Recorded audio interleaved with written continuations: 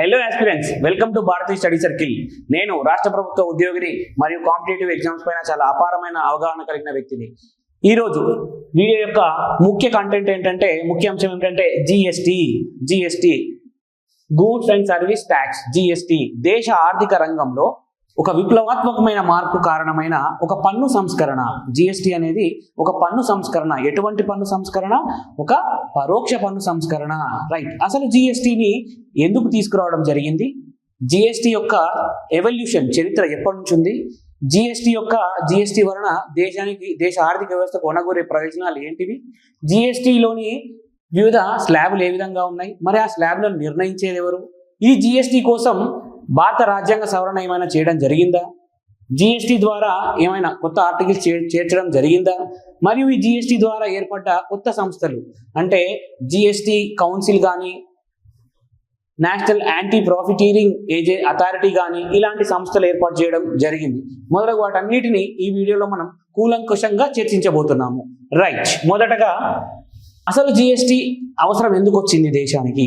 Why GST అంటే, GST కన్నా ముందు దేశంలో వివిధ ఆర్థికవేత్తల అభిప్రాయం ప్రకారం ఒక క్యాస్కేడింగ్ ఎఫెక్ట్ అంటే ఒక విధమైన పన్నుల ఉగ్రవాదం అనేంత పదం వాడేంతగా పన్నుల భారం, ముఖ్యంగా పరోక్ష పన్నుల భారం వినియోగదారులపైన ఉండేది అని ఆర్థికవేత్తల అభిప్రాయం. సో అసలు ఎటువంటి పన్నులు ఉండేవి ఇదివరకు జిఎస్టి కన్నా ముందు? ఒక్కసారి చూసినట్టయితే ఇండైరెక్ట్ ట్యాక్స్లు, ఇది ఒక జిఎస్టి అనేది పరోక్ష పన్నుని చూసుకుందాం. రైట్. పరోక్ష పన్నుల్లో మొత్తం ఈ జిఎస్టిని 17 రకాల పరోక్ష పన్నులను కలగలిపి ఒక జిఎస్టిగా రూపొందించడం జరిగింది. రైట్. మొదటగా జిఎస్టి కన్నా ముందు ఉన్న పన్ను స్ట్రక్చర్ను ఒక్కసారి మనం చూసినట్టయితే, కేంద్రం ఎక్సైజ్ పన్ను విధించేది, అంటే ఉత్పత్తి వద్ద. రైట్. ఎప్పుడైనా పన్నులను కేంద్రం ఉత్పత్తి పైన విధిస్తుంది, రాష్ట్రాలు అమ్మకాల పైన పన్ను విధిస్తాయి. మరొకసారి తెలుసుకుందాం. కేంద్రం ఉత్పత్తి పైన పన్ను విధిస్తే రాష్ట్రాలు అమ్మకాల పైన విధించేవి. రైట్. ఒక్కసారి చూసినట్టయితే గూడ్స్ అంటే ఇండైరెక్ట్ ట్యాక్స్ కేంద్ర స్థాయిలో ఎక్సైజ్ సుంకం ఉండేది, రాష్ట్ర స్థాయిలో వాల్యూ యాడెడ్ ట్యాక్స్ ఉండేది, మరియు వివిధ రకాల పన్నులు కూడా ఉండేవి రాష్ట్ర స్థాయిలో. ఏంటవి? లగ్జరీ పన్ను అని, వినోదం పన్ను, ఆక్ట్రాయ్ అని, కేంద్ర స్థాయిలో స్టాంప్ సెంట్రల్ సేల్స్ ట్యాక్స్ అని, ఇట్లాంటి వివిధ రకాల యాంటీ డంపింగ్ డ్యూటీలు అని, ఇట్లాంటి వివిధ రకాల పన్నులు ఉండేవి. రైట్. దీని ద్వారా ఏం జరిగేదంటే, కస్టమర్ పైన ఎక్కువ భారం పడేది. సో ఇది ఒక పన్ను భారానికి కారణమై దేశంలో ధరలు పెరగడానికి కారణమయ్యేది. సో దీన్ని నివారించడానికి జిఎస్టిని ప్రపోజ్ చేయడం జరిగింది. రైట్. ఈ జిఎస్టి యొక్క చరిత్రను ఒకసారి మనం చూసినట్టయితే, రైట్, ఎవల్యూషన్ ఆఫ్ జిఎస్టి. యాక్చువల్గా దేశ ఆర్థిక సంస్కరణలప్పుడే జిఎస్టి లాంటి ఒకే దేశం ఒకే పన్ను, ఇట్లాంటి ఒక పన్ను, ఒక సమగ్రమైన పరోక్ష పన్ను వ్యవస్థను తీసుకురావాలని ప్రపోజల్స్ అయితే రావడం జరిగింది. అయితే దీనికి ఒక సమగ్రంగా అంటే మనము చూసుకున్నట్టయితే 2000 సంవత్సరంలో ముఖ్యంగా అటల్ బిహారీ వాజ్పేయి గారి పాలనా కాలం నుండి మొదలైంది. అందుకే అటల్ బిహారీ వాజ్పేయి గారినే జిఎస్టి, ఫాదర్ ఆఫ్ జిఎస్టిగా కొంతమంది ఆర్థిక వ్యవస్థలు భావిస్తుంటారు. రైట్. మొదటగా 2000 సంవత్సరంలో అటల్ బిహారీ వాజ్పేయి గారు ఒక కమిటీని వేయడం జరిగింది. రాష్ట్రాల ఆర్థిక మంత్రులతో ఒక కమిటీని వేయడం జరిగింది జిఎస్టి కొరకై మొదటగా. ఆ తర్వాత 2003లో విజయ్ కేల్కర్ కమిటీ వేయడం జరిగింది.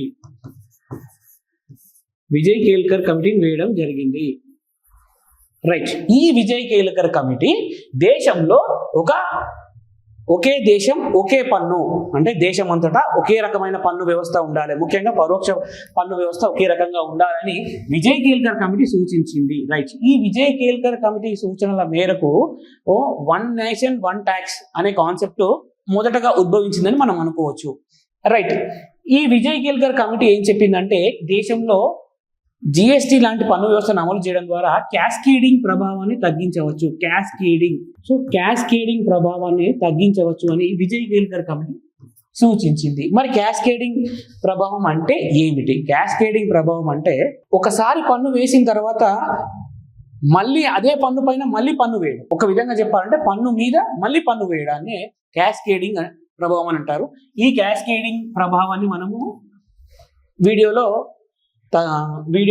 మళ్ళీ కూలంకషంగా చర్చిద్దాం. రైట్. 2003 విజయ్ కేల్కర్ కమిటీ దగ్గర ఉన్నాం. ఆ తర్వాత విజయ్ కేల్కర్ కమిటీ తర్వాత మనకు చూసుకున్నట్టయితే 2004లో జిఎస్టీని ఇంప్లిమెంట్ చేస్తామని అనే ఒక ప్రపోజల్ కూడా తీసుకురావడం జరిగింది. రైట్. ముఖ్యంగా జిఎస్టీకి బీజాలు ఎక్కడ పడతాయంటే 2006లో నాటి ఆర్థిక మంత్రి చిదంబరం గారు ఏమంటారంటే 2010వ సంవత్సరం నాటికి మేము జిఎస్టీని అమలు చేస్తామని చెప్పడం జరిగింది. రైట్. అందుకోసమనే 2006 చిదంబరం గారు, సో 2010 నాటికి అమలు చేస్తామని చెప్పడం జరిగింది. కానీ 2011లో జిఎస్టీని మొదటిసారిగా 115వ కాన్స్టిట్యూషన్ అమెండ్మెంట్ బిల్ కింద పెట్టడం జరిగింది. కానీ 2011లో 115వ కాన్స్టిట్యూషన్ అమెండ్మెంట్ బిల్గా పెట్టడం జరిగింది. కానీ 2014లో లోక్సభ డిజల్యూషన్ తర్వాత బిల్లు వీగిపోయింది. 2014లో లోక్సభ డిజల్యూషన్ తర్వాత బిల్లు వీగిపోయింది. తర్వాత మళ్ళీ కథ మొదలైంది. 2014 ఎలక్షన్స్ అయ్యాయి, కొత్త గవర్నమెంట్ వచ్చింది. ఈ కొత్త గవర్నమెంట్ వచ్చిన తర్వాత 2014లో లోక్సభలో బిల్లు ప్రవేశపెట్టడం జరిగింది. రైట్. 2014లో లోక్సభలో బిల్లు ప్రవేశపెట్టడం జరిగింది. రైట్. ఆ తర్వాత 2015లో ఇక్కడ చూసుకున్నట్టయితే 2015లో లోక్సభ ఆ బిల్లును అప్రూవ్ చేయడం జరిగింది. కానీ రాజ్యసభలో ఏం చేస్తారంటే ఒక సెలెక్ట్ కమిటీకి ఈ బిల్లును పంపించడం జరిగింది. ఇక్కడ సెలెక్ట్ కమిటీకి 2015లో ఈ బిల్లును పంపించడం జరిగింది. రైట్. 2016లో ఏమవుతుందంటే చీఫ్ ఎకనామిక్ అడ్వైజర్ కమిటీ ఆధ్వర్యంలో 2016లో అంటే జిఎస్టీ స్లాబ్స్ ఏ విధంగా ఉండాలి అనే దానిపైన, జిఎస్టీ నిర్మాణం ఏ విధంగా ఉండే దానిపైన ఒక కమిటీ, చీఫ్ ఎకనామిక్ అడ్వైజర్ ఆధ్వర్యంలో ఒక కమిటీ నివేదికను అందిస్తుంది. సో దాని సిఫార్సుల మేరకు 2016 అంటే ఆ స్ట్రక్చర్ మేరకు 2016లో మళ్ళీ రాజ్యసభ సెలెక్ట్ కమిటీ అప్రూవల్ అయిన తర్వాత రాజ్యసభ ఈ బిల్లు అప్రూవ్ చేయడం జరిగింది. సరే. 2017లో జిఎస్టీ అఫీషియల్ గా అమల్లోకి రావడం జరిగింది. రైట్. 2017 జూలై 1వ తారీఖు నుంచి జిఎస్టీ అమల్లోకి రావడం జరిగింది. సో కూలంకషంగా చూసినట్టయితే 2000లో మొదలవుతుంది రాష్ట్రాల ఆర్థిక మంత్రుల కమిటీ తోటి. తర్వాత 2003లో విజయ్ కేల్కర్ కమిటీ, 2006లో చిదంబరం గారు, ఆ తర్వాత 2014లో బిల్లు వీగిపోతుంది లోక్సభ డిజల్యూషన్ తర్వాత 2015లో లోక్సభ బిల్ పాస్ చేయడం జరుగుతుంది. కానీ రాజ్యసభలో సెలెక్ట్ కమిటీకి పంపించడం జరిగింది. ఆ తర్వాత చీఫ్ ఎకనామిక్ అడ్వైజర్ ఆధ్వర్యంలో ఒక కమిటీ సిఫార్సుల మేరకు సెలెక్ట్ కమిటీ సిఫార్సుల మేరకు 2016లో రాజ్యసభ అప్రూవ్ చేయడం జరిగింది. అంటే ఆ సెలెక్ట్ కమిటీ స్లాబ్లు కానీ ఏ విధంగా ఉండాలని ఒక ప్రపోజ్ చేసింది. సో దాని మేరకు బిల్లు 2016లో రాజ్యసభ అప్రూవ్ చేయడం జరిగింది. ఆ తర్వాత 2017లో అఫీషియల్గా జిఎస్టీ అమల్లోకి రావడం జరిగింది. రైట్. ఇది జిఎస్టీ చరిత్ర. ఇప్పుడు అసలు ఈ జిఎస్టీ అమలు చేయడానికి, అంటే జిఎస్టీని పాస్ చేయడానికి ఏమేమి చర్యలు, అంటే రాజ్యాంగ సవరణ పైన చర్యలు ఏమైనా జరిగాయా, ఏ విధమైన చర్యలు జరిగాయో చూద్దాం. రైట్. ఇప్పటి వరకు మనం ఎవల్యూషన్ ఆఫ్ జిఎస్టీ చర్చించడం జరిగింది. 2017 జూలై 1 నుంచి అమల్లోకి రావడం జరిగిందని చర్చించడం జరిగింది. రైట్. ఈ జిఎస్టీ కోసం ఒక రాజ్యాంగ సవరణ చేయడం జరిగింది. ఏంటది? 101వ రాజ్యాంగ సవరణ చేయడం జరిగింది. ఎందుకు రాజ్యాంగ సవరణ చేయడం జరిగింది అంటే ఇదివరకే మనం చర్చించడం జరిగింది. కేంద్రం ఎప్పుడైనా ఉత్పత్తి పైన పన్ను విధిస్తే రాష్ట్రాలు అమ్మకాల పైన పన్ను విధిస్తాయి. అయితే ఈ జిఎస్టీ ద్వారా ఏం జరుగుతుందంటే రాష్ట్ర జాబితాలోని అంశాలపైన కూడా పన్ను పరమైన విధానపరమైన నిర్ణయాలను పార్లమెంట్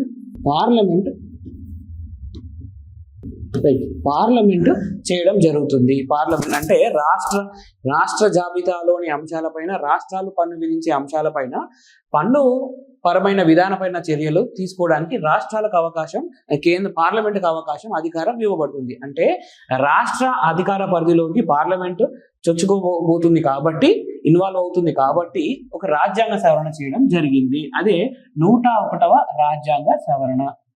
101వ రాజ్యాంగ సవరణ. మరి ఈ సవరణ ద్వారా 3 ఆర్టికల్లు రావడం జరిగింది. 3 నిబంధనలు, 3 ఆర్టికల్స్ రావడం జరిగింది. అవేంటివి? ఒకటి 246A, 246A, ఆ తర్వాత 269A, ఆ తర్వాత 279A. రైట్. అంటే ఈ 3 ఆర్టికల్స్ రావడం జరిగింది. రైట్. 246A ప్రకారం ఏంటి, 279 269 ఏంటి, 279A అంటే ఏంటి? సో 246A అంటే 246A ఏంటంటే జిఎస్టి పైన central government and state government రెండు చట్టాలు చేస్తాయి. సో జిఎస్టి పైన సెంట్రల్ గవర్నమెంట్ మరియు స్టేట్ గవర్నమెంట్ రెండు చట్టాలు చేస్తాయి. ఇది 246A. ఆ తర్వాత 269 పార్లమెంట్ హ్యాస్ ఎక్స్క్లూజివ్ పవర్ అంటే జిఎస్టిలో ఇంటర్ స్టేట్ ట్రేడ్ ఐజిఎస్టి అని ఒకటి ఉంటుంది, రైట్? ఇది జిఎస్టిలో రకాలు చర్చించేప్పుడు మనం చర్చిద్దాం. సో అంటే ఒక రాష్ట్రం నుంచి సరుకులు ఇంకో రాష్ట్రానికి, అంతర్రాష్ట్రానికి, ఒక రాష్ట్రం నుంచి ఇంకో రాష్ట్రానికి వెళ్తున్నప్పుడు ఇందులో పన్ను విధించేది అంటే రెండు రాష్ట్రాలు ఇన్వాల్వ్ అయి ఉన్నాయి కాబట్టి ఏ రాష్ట్రం పన్ను విధించాలి అనే దానిపై ఒక పెద్ద సందిగ్ధత ఉంటుంది. అందుకోసమని ఒక రాష్ట్రం నుంచి, ఒక స్టేట్ నుంచి ఇంకో స్టేట్కి సరుకు రవాణాలు, వస్తు రవాణాలు జరుగుతున్నప్పుడు ఈ పన్ను విధించేది పార్లమెంట్, అంటే దానికి సంబంధించిన నిర్ణయాలు తీసుకునేది కేంద్ర ప్రభుత్వము. దీన్ని మనం ఐజిఎస్టి అంటాము, ఇంటిగ్రేటెడ్ జిఎస్టి అంటాము, రైట్? ఈ జిఎస్టిని ఎవరు విధిస్తారు అంటే పార్లమెంటు చట్టం రూపొందిస్తుంది, కేంద్రం విధించి మరియు వసూలు చేస్తుంది. ఆ తర్వాత రాష్ట్రాలకు మరియు కేంద్ర రాష్ట్రాల మధ్య పంపిణీ జరుగుతుంది, బట్వాడా జరుగుతుంది, రైట్? ఇది ఇంకొక ఆర్టికల్. మరి 279A ఏంటి? ఇది చాలా ఇంపార్టెంట్. 279A ఏంటంటే goods and service tax council, GST council అని ఒకటి ఏర్పడుతుంది. ఈ జిఎస్టి కౌన్సిల్ అనేది ఆర్థిక సమాఖ్యకు ఒక స్ఫూర్తిగా మనం భావించవచ్చును. ఈ జిఎస్టి మొత్తానికి స్ఫూర్తికి, ఈ జిఎస్టి మొత్తం అమలు కావడానికి ఈ జిఎస్టి కౌన్సిల్ని మనం, దాని యొక్క నిర్మాణాన్ని మనము ఒక ముఖ్య భూమికగా, ముఖ్య బేస్గా అనుకోవచ్చు, రైట్? జిఎస్టి కౌన్సిల్ అని ఒక సంస్థ ఏర్పడుతుంది 279A ప్రకారము. Okay, right. ఇంకేముంటుంది జిఎస్టి కౌన్సిల్ గురించి నెక్స్ట్ స్లైడ్ లో కూలంకషంగా చర్చిద్దాం, రైట్? ఈ జిఎస్టి ద్వారా మొత్తము 4 చట్టాలు అమల్లోకి వస్తాయి. 4 చట్టాలు జిఎస్టి ఈ కాన్స్టిట్యూషన్ అమెండ్మెంట్ ద్వారా 4 చట్టాలు చేయబడతాయి. అది ఏంటవి? ఒకటి central goods and services tax bill, ఒకటైంది సిజిఎస్టి బిల్ ఒకటి. ఆ తర్వాత జస్ట్ గుర్తుపెట్టుకుంటే చాలు, ఐజిఎస్టి ఇందాక చర్చించాం, integrated goods and service tax bill అని.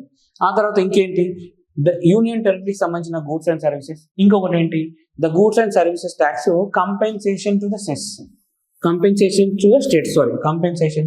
స్టేట్స్. ఇది ఈ 4 రావడం జరిగింది.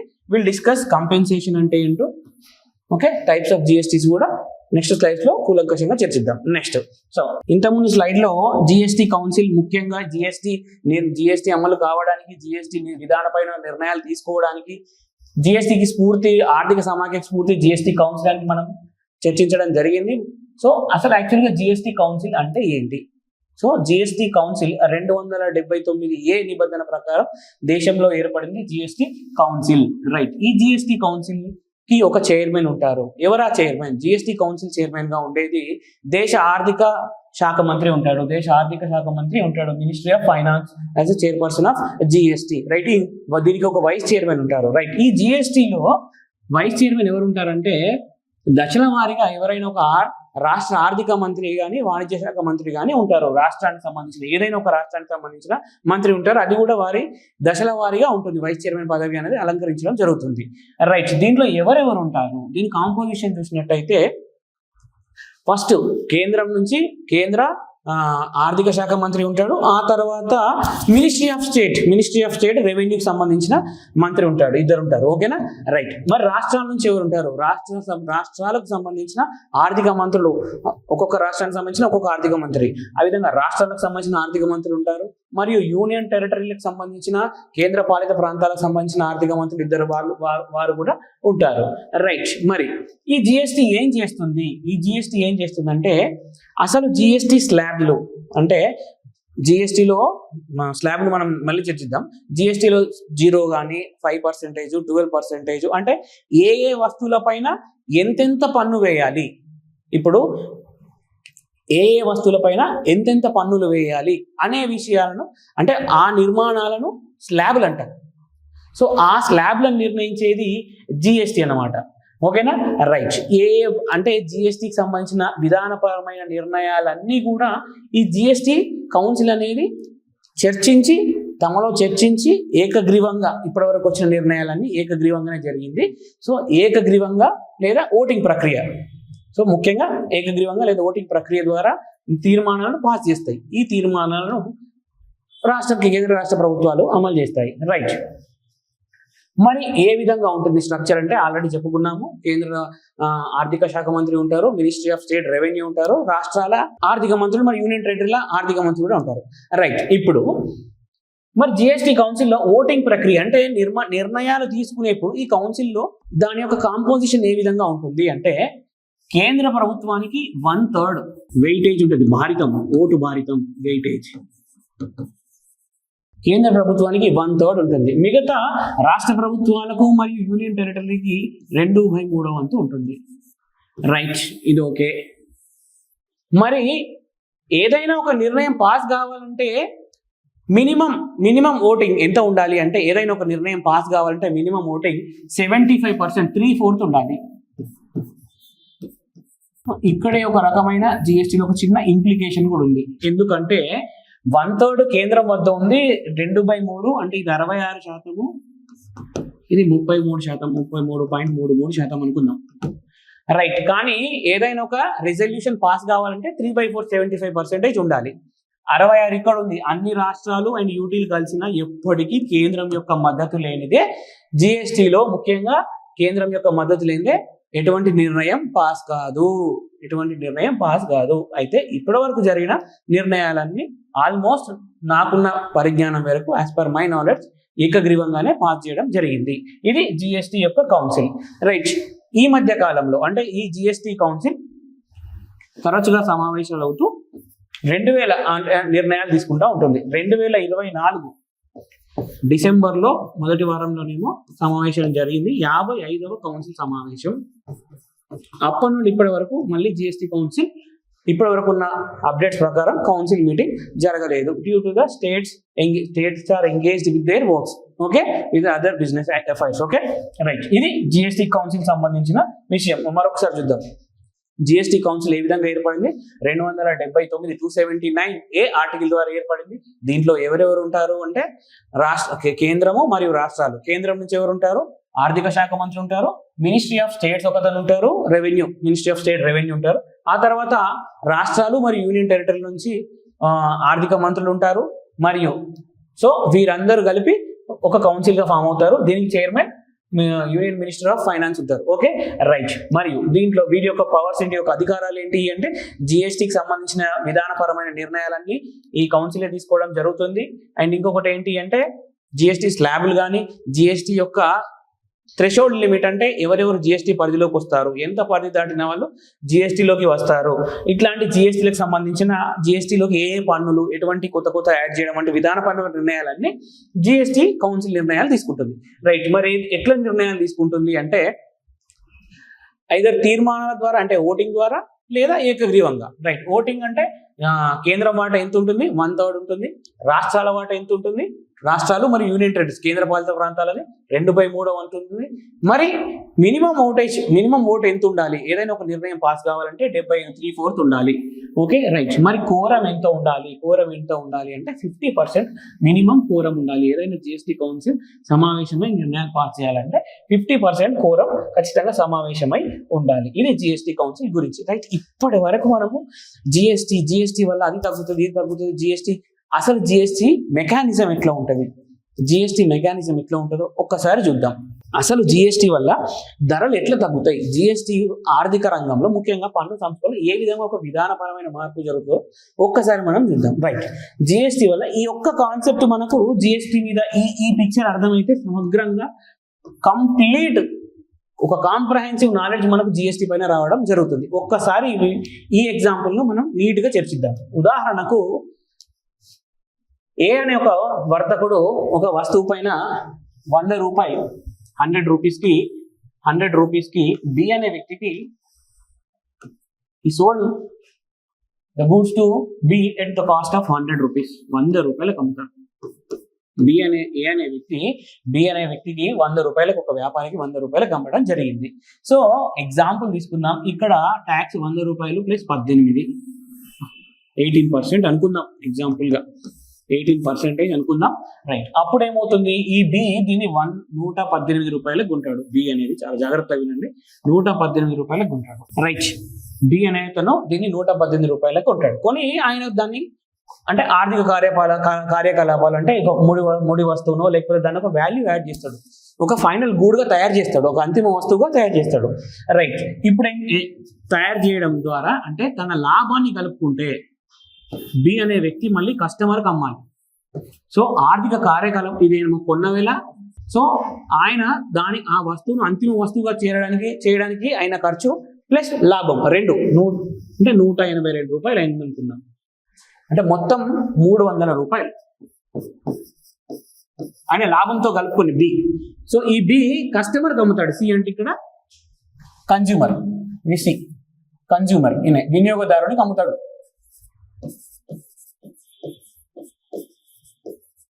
సో 300 ప్లస్ 18% మళ్ళీ అనుకుందాం, 18% పన్ను ఉంది, 18% పన్ను ఉంది. సో ఇప్పుడు ఈ 300 మీద 18% అయితే 54 రూపాయలు. సో ఇది జిఎస్టీకి పూర్వం నేను చెప్పేది. సో ఇప్పుడు జిఎస్టీ లేకముందు ఈ కస్టమర్ దీన్ని 354 రూపాయలకు చెల్లించేది, 354 రూపాయలు చెల్లించి కొనుక్కోవాల్సి వచ్చేది. ఇది జిఎస్టీకి పూర్వం. మరొక్కసారి ఏ అనే అతను తన రా మెటీరియల్ ముడి సరుకుని 100 రూపాయలకి బీకి అమ్ముతాడు. బీకి అమ్మినప్పుడు పన్ను ట్యాక్స్ ఎంత, 18%. సో అప్పుడు బి దీన్ని ఎంత కొంటాడు, 100 ప్లస్ 18, 118 రూపాయలు కొన్నాడు. కొన్న తర్వాత ఆ రా మెటీరియల్ని బి ఏం చేస్తాడు, దాన్ని ఒక అంతిమ వస్తువుగా ఫైనల్ గూడ్గా తయారు చేస్తాడు.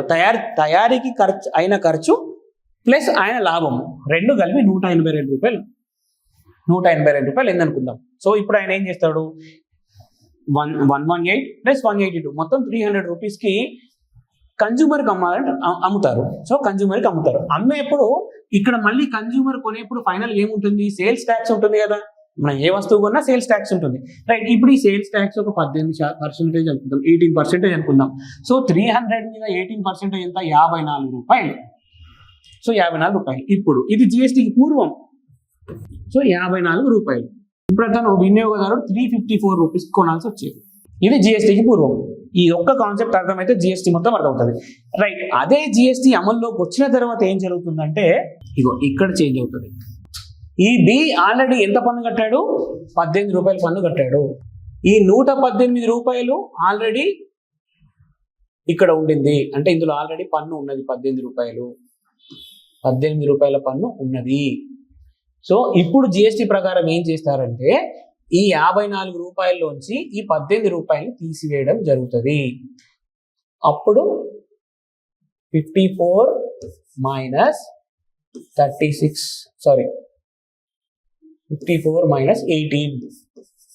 Is equal to 36. ఇప్పుడు ఈ కన్జ్యూమర్ చెల్లించవలసిన పన్ను 36 రూపాయలు. అంటే వస్తువు ధర 300 ప్లస్ 36, 336. ధర తగ్గింది. ఎంత తగ్గింది, 18 రూపాయలు. ఇందాక మనం అనుకున్న క్యాస్కేడింగ్ ఎఫెక్ట్ మరొకసారి చూద్దాం, మళ్ళీ ఒకసారి నీట్గా చర్చిద్దాం. జిఎస్టీ అమలు జరిగిన తర్వాత ఏం జరుగుతుందంటే ఈ 300 రూపాయలు ఉంటుంది కదండి, ఈ 300 రూపాయలు ఆల్రెడీ 18 రూపాయల పన్ను ఆల్రెడీ ఉండింది. ప్రభుత్వం ఏం చేస్తుంది, ఇప్పుడు ఈ 300లో 18 రూపాయల పన్ను ఉండింది. ఈ పన్ను మీద మళ్ళీ 18% పన్ను పడుతుంది. 300లో ఆల్రెడీ పన్ను ఉండింది, ఈ పన్ను మీద ఆల్రెడీ పన్ను పడుతుంది. ఇదే క్యాస్కేడింగ్ ఎఫెక్ట్ అంటే పన్ను మీద పన్ను పడుతుంది. దీన్ని తొలగించాలి అంటే ఏం చేస్తారంటే ఈ 300 పైన 18%, ఈ కన్జ్యూమర్ కొనుక్కునే ధర 300 ప్లస్ 18% అంటే ఈ 54 రూపాయలు పన్ను పడుతుంది. 300 మీద పన్ను ఎంత అండి, 54 రూపాయలు. సో ఈ 54 రూపాయల నుంచి ఈ బి ఇదివరకే కట్టిన 18 రూపాయలు, ఇక్కడ 18% ఉంది కదండి 100లో, ఈ 18% తీసినట్టయితే 54 మైనస్ 18 36 రూపాయలు అవుతుంది. సో ఈ కస్టమర్ ఏం చేస్తాడు, అప్పుడు కన్జ్యూమర్ ఏం చేస్తాడు, 300 ప్లస్ 36, 336 అతను చెల్లించవలసి వస్తుంది. ఈ విధంగా జిఎస్టీ ద్వారా ధరలు తగ్గుతాయి. ఎంత తగ్గింది, ఇక్కడే జిఎస్టీకి పూర్వం 354 చెల్లించాల్సి వచ్చేది, జిఎస్టీ తర్వాత 336. ఎంత తగ్గింది, 18 రూపాయలు తగ్గింది. రూపాయలు తగ్గడం జరిగింది. రైట్, ఇది జిఎస్టి ద్వారా జరిగే మార్పు. రైట్, ఈ జిఎస్టిలో 17 ఇది ఒక పరోక్ష పన్నును చర్చించడం జరిగింది. ఈ జిఎస్టిలో సుమారు 17 రకాల పన్నులను విలీనం చేయడం జరిగింది. కేంద్ర మరియు రాష్ట్రాల, సెంట్రల్ గవర్నమెంట్ మరియు స్టేట్ గవర్నమెంట్ యొక్క సుమారు 17 రకాల పన్నులను విలీనం చేయడం జరిగింది. మరి ఏ ఏ పన్నులను విలీనం చేయడం జరిగిందో చూద్దాము. కేంద్రం, ఇదివరకే మనం చెప్పుకున్నాం, కేంద్రం ఎక్సైజ్ సుంకం విధిస్తుంది. ఎక్కడ విధిస్తుంది? ఉత్పత్తి పైన విధిస్తుంది. కేంద్రం విధించే ఎక్సైజ్ డ్యూటీని విలీనం చేయడం జరిగింది. అదేవిధంగా సెంట్రల్ సేల్స్ ట్యాక్స్ ని విలీనం చేయడం జరిగింది జిఎస్టిలో. అదేవిధంగా అడిషనల్ డ్యూటీస్ ఆఫ్ ఎక్సైజ్ అంటే తెలుగులో అదనపు ఎక్సైజ్ సుంకాలు, వాటిని విలీనం చేయడం జరిగింది. ఇతర సర్చార్జీలు మరియు సెస్సులు, పన్ను మీద వేసే దాన్ని సెస్ అంటారని. ఆ తర్వాత కేంద్ర సర్వీస్ ట్యాక్స్ కూడా దీంట్లో విలీనం చేయడం జరిగింది. కౌంటర్ వెల్లింగ్ డ్యూటీ, సివిడి కౌంటర్ వెల్లింగ్ డ్యూటీని కూడా విలీనం చేయడం జరిగింది. మరియు రాష్ట్ర స్థాయిలో విధించే స్టేట్ వాల్యూ యాడెడ్ ట్యాక్స్ ని విలీనం చేయడం జరిగింది. రాష్ట్రాల్లోకి సరుకులు ఎంటర్ అయ్యేటప్పుడు, అంటే ఏదైనా ఒక వస్తువులు ఎంటర్ అయ్యేటప్పుడు విధించే ఎంట్రీ ట్యాక్స్ విలీనం చేయడం జరిగింది. మరియు స్థానిక ప్రభుత్వాలు విధించే ఆక్ట్రైప్ అంటే స్థానిక ప్రభుత్వ ఆ ప్రాంత పరిధిలోకి విధించేటప్పుడు స్థానిక ప్రభుత్వాలు విధించే పన్ను ఆక్ట్రైప్ పన్ను విలీనం చేయడం జరిగింది. మరియు కొనుగోలు పన్ను పర్చేసింగ్ ట్యాక్స్ ని విలీనం చేయడం జరిగింది. లగ్జరీ ట్యాక్స్ వినోద పన్ను సినిమా టికెట్లు మరియు అమ్యూజ్మెంట్లు పార్కుల పైన విధించే ఆ టికెట్ల పైన విధించే లగ్జరీ గూడ్స్ పైన విధించే luxury tax. Entertainment tax, so వినోద పన్ను అంటే సినిమా టికెట్లు కానీ మరియు పార్కులు మరియు అమ్యూజ్మెంట్ల మీద ఉండే టికెట్ల పైన విధించే ఎంటర్టైన్మెంట్ ట్యాక్స్ కానీ విధించడం జరిగింది. ఈ విధంగా సుమారు 17 రకాల పన్నులను జిఎస్టిలో విలీనం చేసి ఒకే జిఎస్టిగా తీసుకురావడం జరిగింది. చాలా చాలా పెద్ద పన్ను సంస్కరణ, చాలా విప్లవాత్మకమైన సంస్కరణ. అందుకే సుమారుగా 96 నుంచి 2017 వరకు 2016లో జిఎస్టి బిల్ పాస్ కావడం జరిగింది. మరియు 3 రాజ్యాంగ సవరణలు చేయడం జరిగింది, 4 చట్టాలు చేయడం జరిగింది. Okay, right. మరొకసారి చూద్దాం ఏ పన్నులు జిఎస్టిలో. సెంట్రల్ గవర్నమెంట్ మరియు రాష్ట్ర ప్రభుత్వాల యొక్క పరోక్ష పన్నులు మాత్రమే విలీనం చేయడం జరిగింది. సుమారు 17 రకాల పరోక్ష పన్నులు విలీనం చేయడం జరిగింది. ఒకటి ఎక్సైజ్ డ్యూటీ విలీనం చేయడం జరిగింది. అడిషనల్ డ్యూటీ అండ్ ఎక్సైజ్ అంటే కేంద్ర ఎక్సైజ్ సుంకాలపైన అదనపు సుంకాలను విలీనం చేయడం జరిగింది. సర్చార్జీలను విలీనం చేయడం జరిగింది. ఇతర సెస్లను విలీనం చేయడం జరిగింది. కేంద్ర అమ్మక పన్ను సెంట్రల్ సేల్స్ ట్యాక్స్ ను విలీనం చేయడం జరిగింది. మరియు సర్వీస్ ట్యాక్స్, కేంద్రం విధించే సర్వీస్ ట్యాక్స్ ను కూడా విలీనం చేయడం జరిగింది. కౌంటర్ వెల్లింగ్ డ్యూటీని విలీనం చేయడం జరిగింది. Special duty and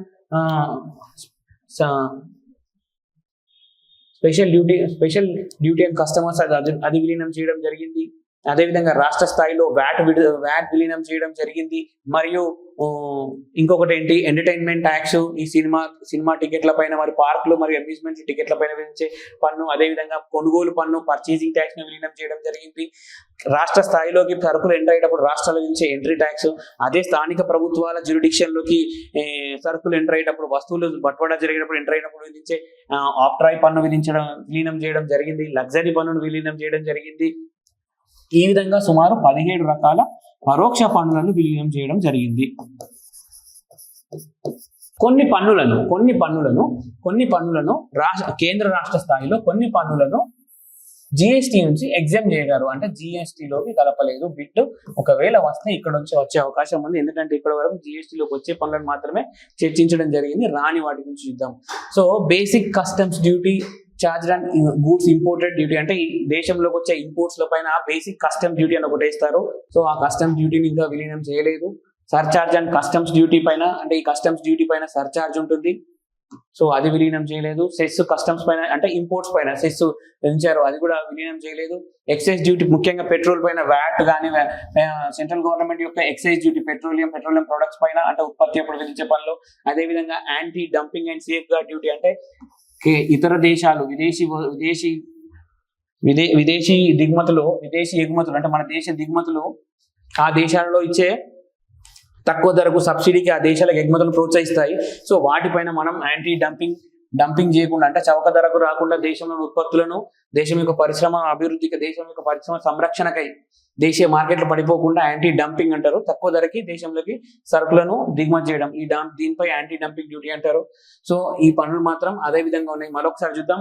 basics customs duty అట్లాగే ఉంది, యాంటీ డంపింగ్ డ్యూటీ అట్లాగే ఉంది, కస్టమ్స్ విధించే సెస్ అట్లాగే ఉంది, కస్టమ్స్ పైన విధించే సర్చార్జ్ అదే విధంగా ఉంది, excise duty and petroleum products ఇవి కేంద్ర స్థాయిలో. నెక్స్ట్ రాష్ట్ర స్థాయిలో చూసినట్లయితే మోటార్ వెహికల్ ట్యాక్స్ ఇప్పటి వరకు రాష్ట్ర ప్రభుత్వాలు మనము వాహనాలు కొంటే విధించే మోటార్ వెహికల్ ట్యాక్స్ ఇప్పటికీ అట్లే ఉంది. లైఫ్ టైం ట్యాక్స్ కడుతున్నాం మనం ఇప్పటికి కూడా. రైట్. నెక్స్ట్ స్టాంప్ డ్యూటీలు అట్లకే ఉన్నవి. So excise duty and liquor, portable liquor ముఖ్యంగా సో రాష్ట్రాల ఆదాయాలకు ముఖ్య వనరు ఈ ఎక్సైజ్ డ్యూటీ ముఖ్యంగా లిక్కర్ పైన విధించేది. నెక్స్ట్ పెట్రోలియం ప్రొడక్ట్స్ పైన కూడా ఇంకా పెట్రోల్ ధరలు ఉన్నాయి, ఇట్లనే ఉన్నాయి పెరగడానికి కారణము. సో లీటర్ పెట్రోల్ పైన కేంద్రము ట్యాక్స్ వేస్తూ ఉంటుంది, రాష్ట్రాలు వ్యాట్ వేస్తూనే ఉంటవి. Okay right. ఇగో ఇది. నెక్స్ట్ టొబాకో ప్రొడక్ట్స్ పైన కూడా అట్లాగే ఉన్నవి. So toll tax, entertainment set, local bodies విధించే పనులు ఇవి. మళ్ళీ ఒకసారి చూద్దాం. రాష్ట్ర స్థాయిలో వ్యాట్ ముఖ్యంగా పెట్రోలియం మరియు పెట్రోలియం ప్రొడక్ట్స్ పైన అదే విధంగా ఉన్నవి. అండ్ ఇంకొకటి పోర్టబుల్ లిక్కర్ పైన అంటే మద్యం అమ్మకాల పైన పోర్టబుల్ లిక్కర్ అంటే. అండ్ ఇంకొక దేని మీద అయినా ఇంకా దేని మీద రాష్ట్ర స్థాయిలో ఉంది అంటే మోటార్ వెహికల్స్ పైన మనం లైఫ్ టైం ట్యాక్స్ కడుతున్నాం ఇప్పటికి కూడా. మోటార్ వెహికల్ ట్యాక్స్ అదే విధంగా ఉంది. స్టాంప్ డ్యూటీ, ఇంకా జిఎస్టీ బయటే ఉంది. జిఎస్టీలో ఇవన్నీ ఎగ్జామ్టెడ్, జిఎస్టీలో కలవని ఇవన్నీ మనం చర్చిస్తున్నాము. So local bodies toll tax, local bodies విధించే toll tax and entertainment tax కూడా జిఎస్టీకి అవతలే ఉంది. రైట్. సో జిఎస్టీలోని రకాలను చూసినట్టయితే ఒకటి CGST, 2 IGST, 3 SGST. CGST central government GST, దాంట్లో నడుపుతుంది central goods and services tax. So IGST integrated, ఇది సెంట్రల్ విధిస్తుంది, సెంట్రల్ కేంద్ర ప్రభుత్వం విధిస్తుంది సిజిఎస్టీ. ఐజిఎస్టీ కేంద్రం విధించి వసూలు చేసి కేంద్ర అండ్ రాష్ట్రాలు మరియు రాష్ట్రాల మధ్య బట్వాడా పంపిణీ చేస్తుంది. ఈ విధానపరమైన నిర్ణయాలన్నీ తీసుకునేది మళ్ళీ GST council, article 279A. Right. SGST రాష్ట్ర స్థాయిలో జిఎస్టీలు రాష్ట్రాలు. ఇప్పుడు చూసినట్టయితే మరి సిజిఎస్టీలోకి ఏమేమి వస్తాయి? ఎక్సైజ్ డ్యూటీ, కేంద్రం విధించే ఎక్సైజ్ డ్యూటీ కానీ, సర్వీస్ ట్యాక్స్ కానీ, and next surcharge and cesses కానీ, okay, additional duty and excise కానీ, ఇదివరకు మనం మాట్లాడుకున్నాం. అడిషనల్ డ్యూటీ అండ్ ఎక్సైజ్ అని అదనపు ఎక్సైజ్ సుంకాలు కానీ. రాష్ట్ర ఎస్జిఎస్టీలోకి ఏమొస్తాయి? వాల్యూ యాడెడ్ ట్యాక్స్ వస్తుంది, అదేవిధంగా పర్చేసింగ్ ట్యాక్స్ వస్తుంది, luxury tax, entry tax, surcharge and cess. And ఐజిఎస్టీలోకి వస్తుంది countervailing, central sales tax countervailing duty వస్తుంది.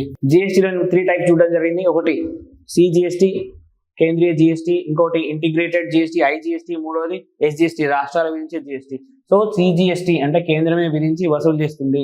రైట్. ఐజిఎస్టీ కేంద్రం విధించి వసూలు చేసి కేంద్రానికి మరియు రాష్ట్రాలు మరియు కేంద్ర రాష్ట్రాల మధ్య పంపిణీ చేస్తుంది. బట్వాడా అంటారు, బట్వాడా చేస్తుంది. ఎస్జిఎస్టీ రాష్ట్రాలకు సంబంధించిన విషయాలు, రాష్ట్రాలు విధించే జిఎస్టీ సర్వీసెస్ ట్యాక్స్ అన్నమాట. రైట్. సిజిఎస్టీలోకి ఏమొస్తాయి? ఎక్సైజ్ డ్యూటీ వస్తుంది. రైట్. ఇంకోటి ఏమొస్తుంది? Additional duty and excise. And ఇంకొకటి ఏమొస్తుంది? సర్వీస్ ట్యాక్స్ వస్తుంది. అండ్ ఇంకొకటి ఏమొస్తుంది? సర్చార్జ్ అండ్ సెస్ వస్తుంది. ఆ తర్వాత రాష్ట్ర ఎస్జిఎస్టీలోకి ఏమొస్తుంది? వ్యాట్ వస్తుంది, వాల్యూ యాడెడ్ ట్యాక్స్, ఇదివరకు మాట్లాడుకోవడం జరిగింది. వ్యాట్ వస్తుంది. పర్చేసింగ్ ట్యాక్స్, కొనుగోలు పన్ను కూడా ఎస్జిఎస్టీలోకి రావడం జరుగుతుంది. Next luxury tax. అండ్ ఇంకొకటి ఏమొస్తుంది? ఎంట్రీ ట్యాక్స్, రాష్ట్రాల్లోకి వెళ్ళేప్పుడు రాష్ట్రాల్లోకి ఎంటర్ అయ్యేప్పుడు రాష్ట్రాలు విధించే ఎంట్రీ ట్యాక్స్. అదేవిధంగా సర్చార్జ్ అండ్ సెస్, ఇది కూడా ఎస్జిఎస్టీలోకి వస్తుంది. ఐజిఎస్టీ అంటే ఇంటిగ్రేటెడ్ జిఎస్టీ. సో రాష్ట్రాల మధ్య ఒక రాష్ట్రం నుంచి ఇంకో రాష్ట్రాల మధ్య జరుగుతున్నప్పుడు, సరఫరా జరుగుతున్నప్పుడు, రవాణా జరుగుతున్నప్పుడు రాష్ట్రాలు విధించే పన్ను. దీన్ని విధించేది ఎవరు? కేంద్రమే విధిస్తుంది. విధించి వసూలు చేసి రాష్ట్రాలు కొన్ని సందర్భాల్లో కేంద్రాలు మరియు రాష్ట్రాల మధ్య పంపిణీ చేస్తుంది. సో దీనికి సంబంధించిన విధానపరమైన నిర్ణయాలన్నీ పార్లమెంట్ చేస్తుంది. పార్లమెంట్ ఏ విధంగా చేస్తుంది? జిఎస్టీ కౌన్సిల్ యొక్క సిఫార్సుల మేరకు పార్లమెంట్ చట్టాలు చేయడం జరుగుతుంది. రైట్. ఇప్పుడు ఈ దీనిలోకి ఏమొస్తాయి? ఐజిఎస్టీలోకి ఒకటి సెంట్రల్ సేల్స్ ట్యాక్స్ వస్తుంది, ఇంకేమొస్తుంది కౌంటర్ బిల్లింగ్ డ్యూటీ వస్తుంది, ఇంకొకటి ఏమొస్తుంది స్పెషల్ అడిషనల్ డ్యూటీస్ వస్తాయి. రైట్. ఇది సిజిఎస్టీ, ఎస్జిఎస్టీ, ఐజిఎస్టీ. మరి జిఎస్టీ ఫీచర్స్, జిఎస్టీ యొక్క లక్షణాలు ఏంటి? జిఎస్టీ లక్షణాలు ఏ విధంగా ఉంటాయి? జిఎస్టీ ఫీచర్స్ ఏంటిది? GST is a indirect tax. GST అనేది ఒక పరోక్ష పన్ను. మరి జిఎస్టీ ఇంకోటి ఏంటి? ఇది consumer based tax. Consumer based tax చాలా important. Consumption based tax, sorry consumer based tax, consumption based tax. Consumption అంటే ఉదాహరణకు కన్జంప్షన్ బేస్డ్ ట్యాక్స్ అంటే జనరల్ గా దేశంలో ఒక వస్తువు ఉదాహరణకు తెలంగాణలో ఉత్పత్తి అయింది. తెలంగాణలో ఉత్పత్తి అయిన ఈ వస్తువు యూపీకి వెళ్ళింది. ఇక్కడ ఫ్యాక్టరీలో తయారైన వస్తువు యూపీలో అమ్మడం జరిగింది. సో యూపీలో అమ్మడం జరిగింది. ఇక్కడ కస్టమర్, ఇక్కడ కన్జ్యూమర్, వినియోగదారుడు యూపీ కన్జ్యూమర్ కొనుక్కోవడం జరిగింది. సో మనం అనుకున్నాం జిఎస్టీ పరోక్ష పన్ను. పరోక్ష పన్ను అంటే పన్ను తొలి భారం ఒకరి మీద, తుది భారం ఇంకొకరి మీద. సో పన్ను తొలి భారం, తుది భారం ఇద్దరు పర్సన్స్ మీదనే ఉంటుంది. రైట్. ఓకే. రైట్. ఇక్కడ ఏంటి? ఇప్పుడు ఈ యూపీ కన్జ్యూమర్ ఇతనే ఆ వస్తువు పైన ఉదాహరణకు ఒక ల్యాప్టాపే తయారైంది. ఈ ల్యాప్టాప్ తెలంగాణలో తయారైన ల్యాప్టాప్ పైన ఆర్ మొబైల్. సో యూపీ రాష్ట్రంలోని యూపీలో ఉన్న ఒక వినియోగదారుడు దాన్ని కొనుక్కోవడం జరిగింది. సో ఇతను పన్ను చెల్లిస్తాడు. ఇదే కన్జంప్షన్ బేస్డ్ ట్యాక్స్. ఇదే కన్జంప్షన్ బేస్డ్ ట్యాక్స్. దీని ద్వారా ఆదాయం ఉత్పత్తి చేసే రాష్ట్రాల కంటే వినియోగం అధికంగా ఉన్న రాష్ట్రాలకు, ఎందుకంటే పన్ను అక్కడే వసూలు చేయబడుతుంది కాబట్టి ఆ రాష్ట్రాలకు ఎక్కువ లబ్ధి చేకూరుతుంది. ఆ రాష్ట్రాల రెవెన్యూ పెరిగింది. ఇదే ఆ తర్వాత కాలంలో కంపెన్సేటరీ సెస్కి దారి తీసింది. ఇదే ఆ తర్వాత కంపెన్సేషన్ సెస్కి దారి తీసింది. ఇది కన్జంప్షన్ బేస్డ్ ట్యాక్స్, వినియోగం ఆధారిత పన్ను. Next, it eliminate cascading effect.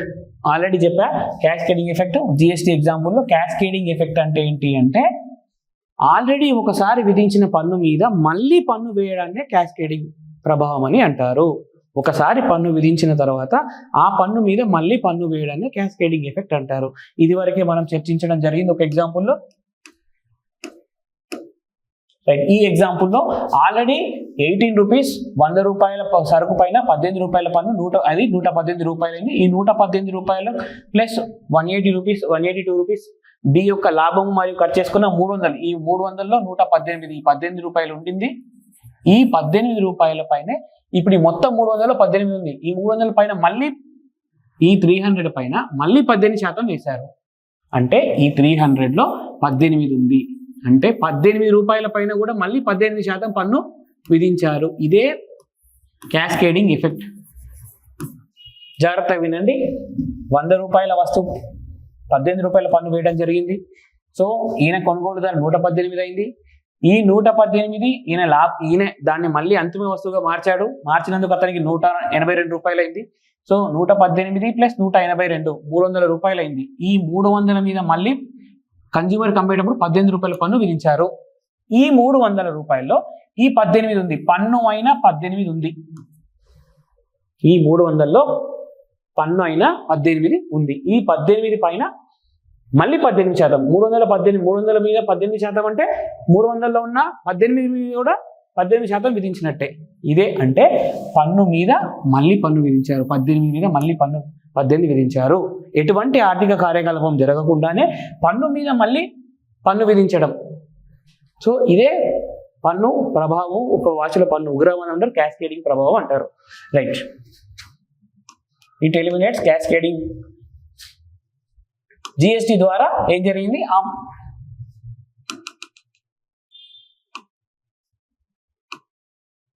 So GST ద్వారా ఏం జరిగింది? ఆ 18 రూపాయలు ఇక్కడ తీయడం జరిగింది. 54లోంచి 18 తీస్తే 36 రూపాయలు వచ్చింది.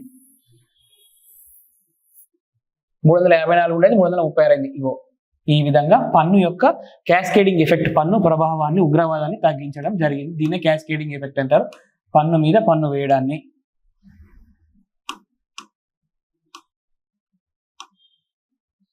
రైట్. యూజర్ ఫ్రెండ్లీ ఎందుకు యూజర్ ఫ్రెండ్లీ అంటే జిఎస్టి ఫైలింగ్ కానీ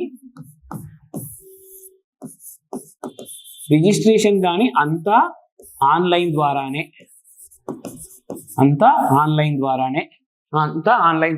దీన్నంతా జిఎస్టిఎన్ అనే ఒక సంస్థ నిర్వహిస్తుంది. సో దీని గురించి మళ్ళీ చర్చిద్దాం. సో దీన్నంతా జిఎస్టిఎన్ అనే సంస్థ నిర్వహిస్తుంది. ఎందుకు యూజర్ ఫ్రెండ్లీ? ఆన్లైన్ ద్వారానే ప్రాసెస్ జరుగుతుంది.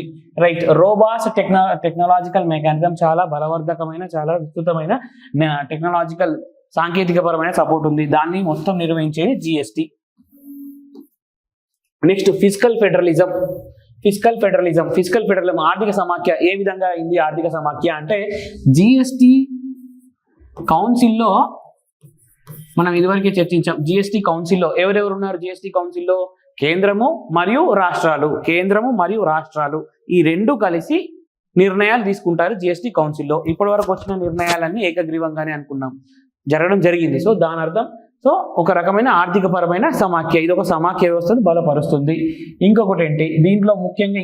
దీని యొక్క లక్ష్యం ఇన్పుట్ ట్యాక్స్ క్రెడిట్ మెకానిజం. ఇది input tax credit mechanism. So ఇదంటే ఏంటో కూడా మనం చూద్దాం.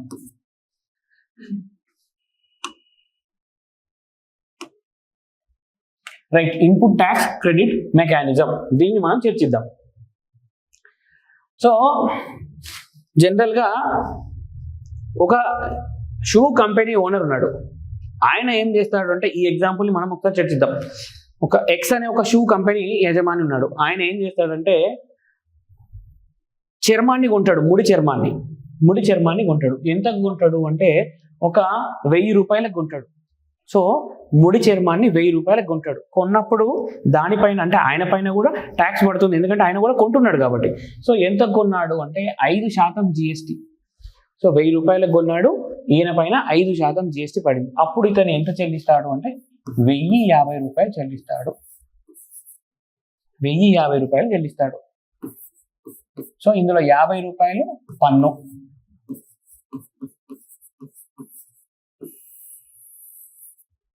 ఈయనకు 50 రూపాయలు పన్ను. మంచి జాగ్రత్తగా చూద్దాం. రైట్. ఈయన ఏం చేస్తాడు? ఈ చర్మం తోటి ఒక షూ తయారు చేస్తాడు.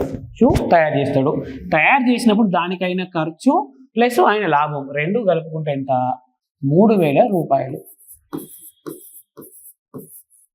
3000 రూపాయలు. దీనిపైన 18% జిఎస్టి ఉంది.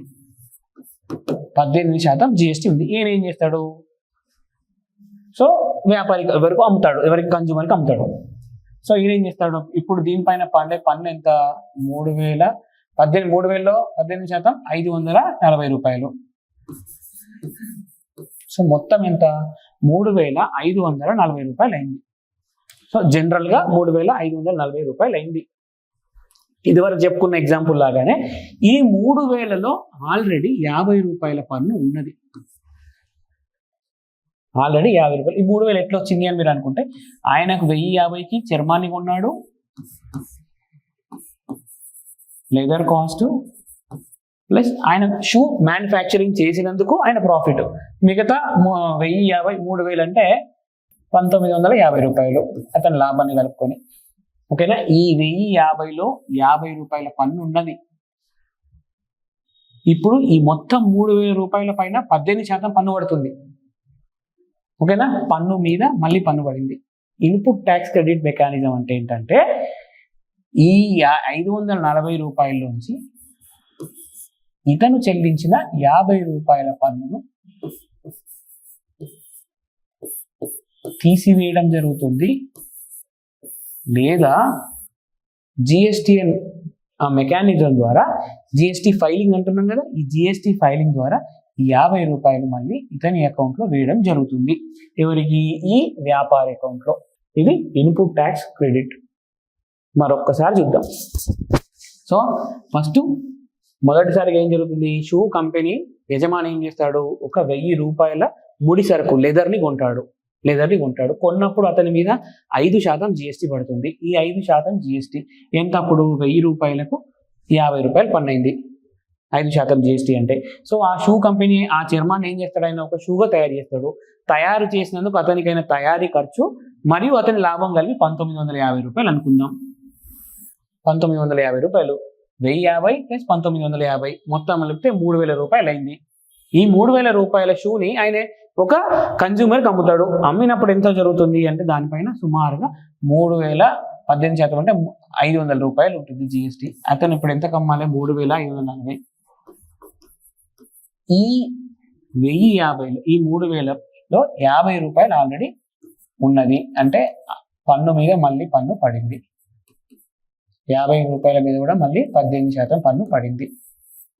సో పన్ను మీద పన్ను పడింది. ఇప్పుడు ఈ 3000లోంచి ఏం చేస్తారు అంటే ఈ 540 రూపాయలు ఉంది ఏంటంటే పన్ను, దీంట్లోంచి 50 రూపాయలు అతనికి ఇన్పుట్ ట్యాక్స్ రేట్ మెకానిజం ద్వారా ఫైల్ చేస్తారు, లేదా అతను తగ్గించడం జరుగుతుంది. ఇది 540 మైనస్ 50, ఇది ఇన్పుట్ ట్యాక్స్ క్రెడిట్ మెకానిజం. 490 రూపాయలు చెల్లించడం జరుగుతుంది జిఎస్టీ ఫైలింగ్ ద్వారా. ఇది input tax credit mechanism. Right. GST slabs నిర్ణయించేది ఎవరు అంటే జిఎస్టీ కౌన్సిల్. ప్రస్తుతానికి ఎన్ని స్లాబ్స్ ఉన్నాయి అంటే 0% ఉంది, 5% ఉంది, 12% ఉంది, 18% ఉంది.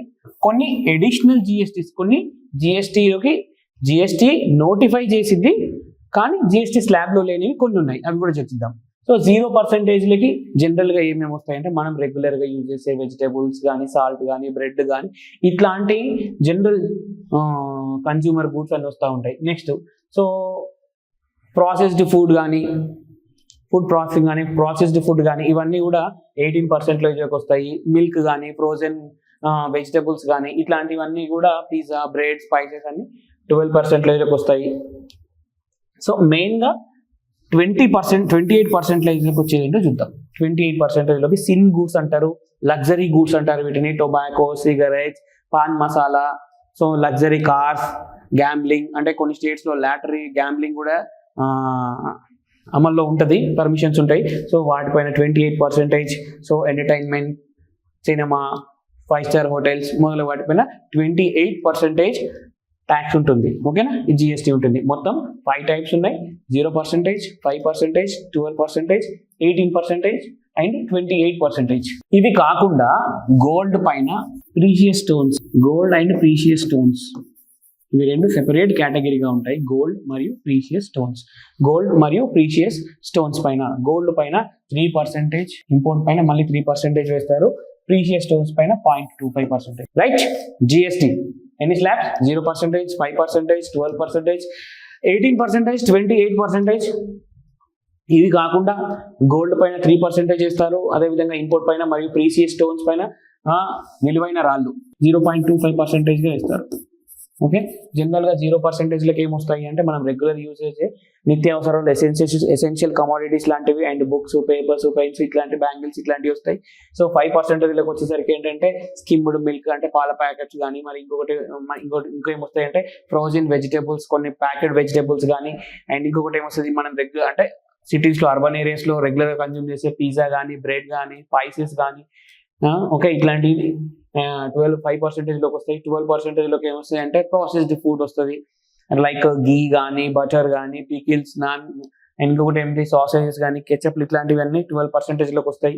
18% అంటే మినరల్ వాటర్, సూప్స్, అండ్ ఇంకొకటి ఏమైనా washing machines, pastries, cakes, bakery items లాంటివి వస్తాయి. 28% సిన్ గూడ్స్ అంటారు, కంపల్సరీ అండ్ లగ్జరీ గూడ్స్ అంటారు, ఇది గుర్తుపెట్టుకోవాలి.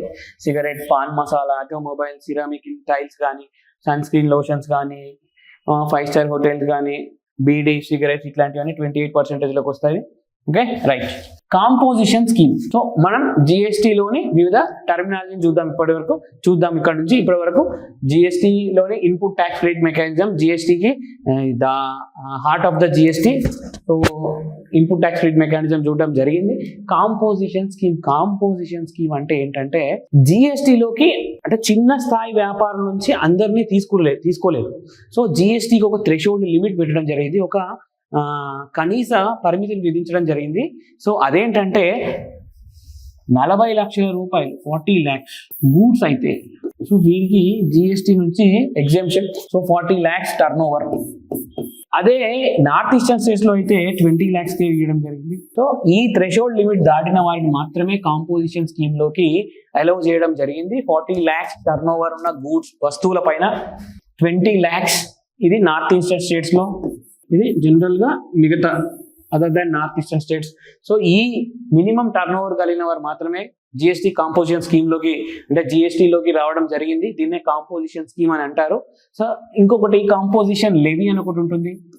సో 1.5 crore టర్న్ ఓవర్ కలిగిన వ్యక్తులు 1.5 crore టర్న్ ఓవర్ కలిగిన వ్యక్తులు జిఎస్టీలో వీరికి ఒక ఫీజిబిలిటీ ఇవ్వడం జరిగింది. ఏంటంటే వారు జిఎస్టీని చూస్ చేసుకోవచ్చు. 1.5 crore టర్న్ ఓవర్ లోపల below the 1.5 crore turn over ఉన్న వ్యాపారస్తులు వారు జిఎస్టీని చూస్ చేసుకోవచ్చు, లేదా మొత్తం టర్న్ ఓవర్ పైన 1%. సో ఈ 1.5 crore కాంపోజిషన్ లెవీ ఏంటంటే 1.5 crore లోపల టర్న్ ఓవర్ కలిగిన వ్యక్తులు, సో వ్యాపారస్తులు వారికి ఒక అవకాశం ఇవ్వడం జరిగింది. అయితే వారు జిఎస్టీలో చేరవచ్చు, లేదా జిఎస్టీ బయట ఉన్నట్టయితే వారికి 1% మొత్తం వారి యొక్క టర్న్ ఓవర్ పైన వారి యొక్క విధించే ఫీజిబిలిటీ. ఇది composition levy. Right. Next revenue neutrality rate. Revenue neutrality rate అంటే ఇదివరకే మనం చర్చించడం జరిగింది. జిఎస్టీ అమలు చేసిన తర్వాత వస్తువుల రేట్లు తగ్గుతాయని, పన్ను ఉగ్రవాదం తగ్గుతుందని. అండ్ ఇంకొకటి ఏంటి అంటే ఒక ఎగ్జాంపుల్ తీసుకున్నాం. సో ఇది కన్సంప్షన్ బేస్డ్ ట్యాక్స్ ఒకటి. ఇంకొకటి రెండవది ఏంటి అంటే క్యాస్కేడింగ్ ప్రభావాన్ని తగ్గిస్తుంది. క్యాస్కేడింగ్ ప్రభావం అంటే పన్ను మీద పన్ను వేయడం. సో ఈ రెండింటి వల్ల జిఎస్టీ అమలు చేసిన తర్వాత కొన్ని రాష్ట్రాల ఆదాయాలు తగ్గుతాయి అనే ఒక వాదన మొదలైంది. జిఎస్టీ వలన రాష్ట్రాల ఆదాయాలు తగ్గుతాయని ఒక వాదన మొదలైంది.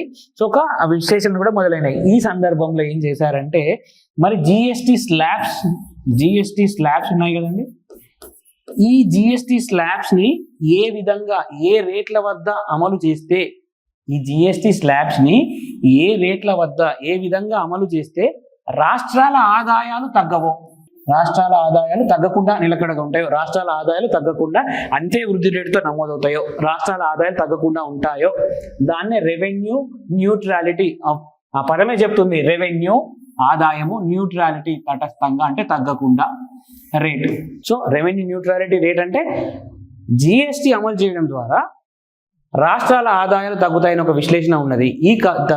దానికి అనుగుణంగా రాష్ట్రాల ఆదాయాలు తగ్గకుండా ఉండడానికి జిఎస్టీ స్లాబ్స్ ని ఏ విధంగా నిర్ణయిస్తారో, అంటే ఏ స్లాబ్స్ వద్ద ఏ విధంగా నిర్ణయిస్తారో దాన్నే రెవెన్యూ న్యూట్రాలిటీ రేట్ అంటారు. ఓకే, రెవెన్యూ న్యూట్రాలిటీ రేట్ అంటే రాష్ట్రాల ఆదాయాలు తగ్గకుండా జిఎస్టీ స్లాబ్స్ ను నిర్ణయించే ఒక రేటు. దీన్నే రెవెన్యూ న్యూట్రాలిటీ రేట్ అంటారు. ఒకటే పదం, రాష్ట్రాల ఆదాయాలు తగ్గకుండా నిర్ణయించే జిఎస్టీ స్లాబ్స్ రేటు. ఓకే, ఎందుకు అంటే జిఎస్టీ అమలు చేయడం వల్ల ఆదాయాలు తగ్గుతాయని ఒక వాదనలు విశ్లేషణలు ఉన్నాయి కాబట్టి. Okay, right. కంపెన్సేషన్ సెస్ ఇది 2020 కోవిడ్ టైంలో చాలా వార్తల్లో ఉన్న విషయం. దీన్నే అప్పటి ఆర్థిక మంత్రివర్యులు ఏమన్నారంటే యాక్ట్ ఆఫ్ గాడ్ అన్నారు.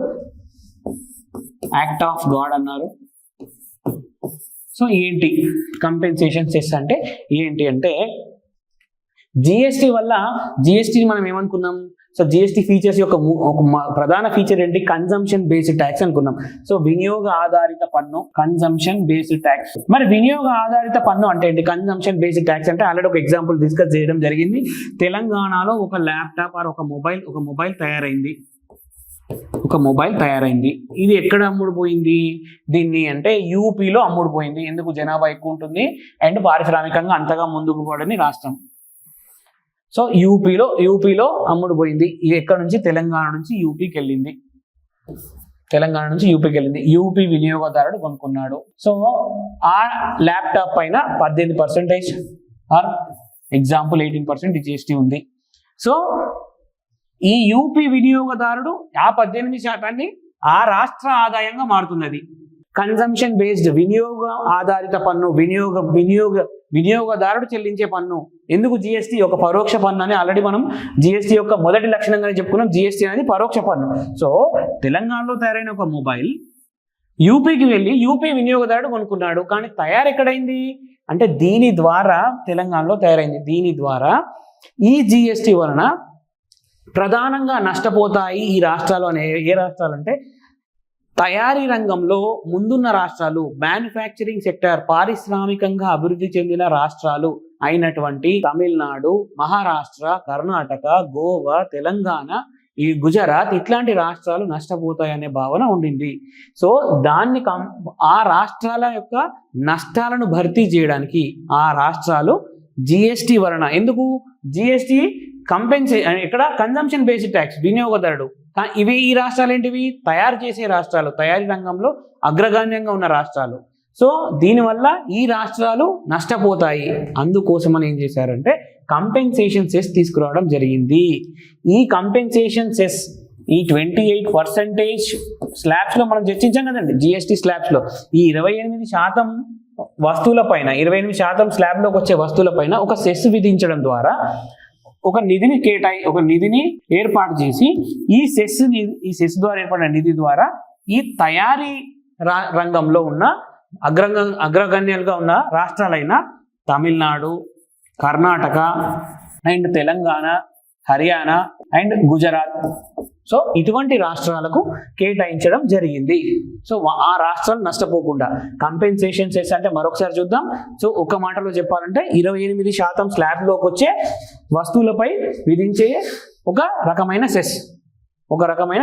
ఎందుకోసం తీసుకొచ్చారు ఈ కంపెన్సేషన్ సెస్ అంటే పారిశ్రామికంగా అంటే తయారీ రంగంలో ముందున్న రాష్ట్రాలకు వారి యొక్క రాష్ట్రాల యొక్క ఆదాయం రెవెన్యూ తగ్గకుండా ఉండడం కోసం ఒక రకమైన సెస్సును విధించి ఆ రాష్ట్రాలకు జిఎస్టి అమలు వల్ల జరిగే నష్టాన్ని పూడ్చడం జరిగింది.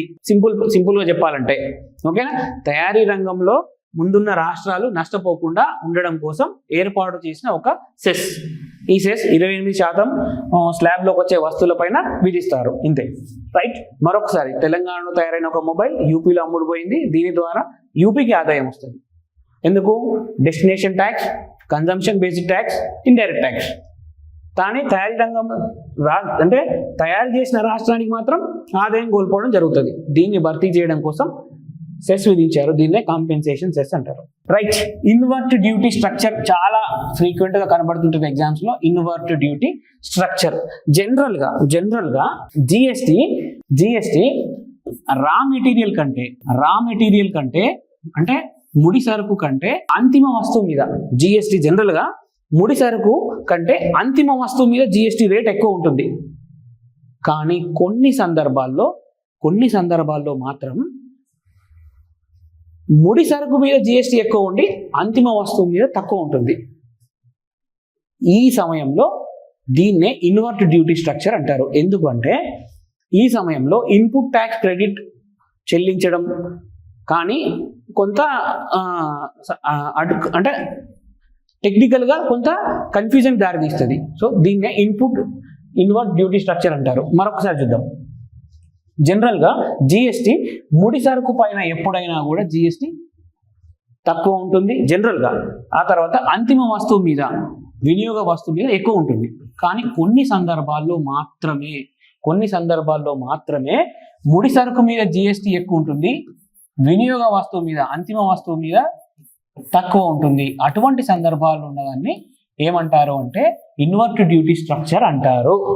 Okay right. ఎగ్జాంపుల్ చూసినట్టయితే ఒక కాగితం అంటే పేపర్, తెలుగులో పేపర్ మీద జిఎస్టి 5%గా ఉంటుంది. ఇది ఒక ముడి సరుకు. ఒక బుక్ తయారు చేసే యజమానికి, ఒక కంపెనీ యజమానికి పేపర్ అనేది ఒక ముడి వస్తువు. సో ఆ ముడి వస్తువు పైన జిఎస్టి 5%గా ఉన్నది. కానీ ఇదివరకు మనం చూసినాం 0% స్లాబ్లోకి బుక్స్ పైన 0%, బుక్స్ అనేవి 0% స్లాబ్లోకి వస్తాయి రైట్. జిఎస్టి 5% ముడి వస్తువు కాగితం మీద 5% ఉంది పేపర్ పైన. అదే బుక్ అయ్యేసరికి బుక్ పైన 0% ఉంది. ఇంకొక ఎగ్జాంపుల్, ఒక బ్యాగ్ తయారు చేయడానికి ఫ్యాబ్రిక్ అంటే ఇంకా పూర్తిగా ముడి సరుకైన ఒక ఫ్యాబ్రిక్ పైన జిఎస్టి ఎంత ఉంది? 12% జిఎస్టి రేట్ ఉంది. అదే ఫ్యాబ్రిక్ బ్యాగ్ పైన జిఎస్టీ 5% ఉంది, 7% తక్కువ ఉంది, ఇక్కడ 5% గ్యాప్ ఉంది. సో దీన్నే ఇన్వర్ట్ డ్యూటీ స్ట్రక్చర్ అంటారు. ఇన్వర్ట్ డ్యూటీ స్ట్రక్చర్ అంటారు. ఒక్క మాటలో చెప్పుకోవాలంటే ముడి సరుకు కంటే అంతిమ వస్తువు పైన జిఎస్టీ రేట్ ఎక్కువ ఉన్నట్టయితే, మరొకసారి ముడి సరుకు కంటే అంతిమ వస్తువు పైన జిఎస్టీ రేట్ ఎక్కువ ఉన్నట్టయితే దాన్నే ఇన్వర్ట్ డ్యూటీ స్ట్రక్చర్ అంటారు. రైట్. జిఎస్టీ నెట్వర్క్, మనం జిఎస్టీ వీడియో స్టార్టింగ్ లో చర్చించడం జరిగింది. జిఎస్టీ ద్వారా కొన్ని సంస్థలు ఏర్పడ్డాయి. రైట్. జిఎస్టీ ఒక ఆన్లైన్ ప్లాట్ఫామ్ ద్వారా నిర్వహించబడుతుంది. రోబాస్ట్ టెక్నాలజికల్ మెకానిజం ఉంటుందని, యూజర్ ఫ్రెండ్లీ అని చర్చించడం జరిగింది. రైట్. ఈ జిఎస్టీ ప్రాక్టికల్ గా జిఎస్టీ ఫైలింగ్ అంతా కూడా ఆన్లైన్ ద్వారా జరుగుతుంది. ఫైలింగ్ కానీ, రిటర్న్స్ కానీ, ఎలాంటి కంప్లైంట్స్ కానీ, ఇన్పుట్ ట్యాక్స్ క్రెడిట్ మెకానిజం కానీ ఎవ్రీథింగ్ ఎట్లుంటుంది? ఆన్లైన్. ఒక పోర్టల్ నుంచి ఉంది, దాన్ని జిఎస్టీ పోర్టల్ అంటాం. సో ఈ పోర్టల్ను నిర్వహించేది జిఎస్టీ నెట్వర్క్. మరొకసారి జిఎస్టీ ఫైలింగ్ కానీ, రిటర్న్స్ కానీ, ఇన్పుట్ ట్యాక్స్ క్రెడిట్ మెకానిజం కానీ, ఎనీ గ్రివాన్సెస్ రైజ్ చేయడానికి కానీ, ఏమైనా సమస్యలు ఉన్న, ప్రాబ్లమ్స్ ఉన్న రైజ్ చేయడానికి ఒక ఆన్లైన్ పోర్టల్ ఉంటుంది. అదే జిఎస్టీ ఆన్లైన్ పోర్టల్, ఒక ఆన్లైన్ పోర్టల్. ఈ పోర్టల్ను ఈ దేశమంతా ఒక నెట్వర్క్ వ్యవస్థను నిర్వహించడానికి ఒక కంపెనీ కావాలి, ఒక వ్యవస్థ కావాలి. అదే జిఎస్టీ నెట్వర్క్, జిఎస్టిఎన్ అంటారు అన్నమాట. రైట్. ఈ జిఎస్టిఎన్ ప్రస్తుతానికి 2018లో ప్రారంభం 2013లోనే జరిగినప్పటికీ, సో 2018లో ఒక గవర్నమెంట్ సంస్థగా మారింది. ఒక లాభాపేక్ష లేని సంస్థ, నాన్ ప్రాఫిట్ ఆర్గనైజేషన్.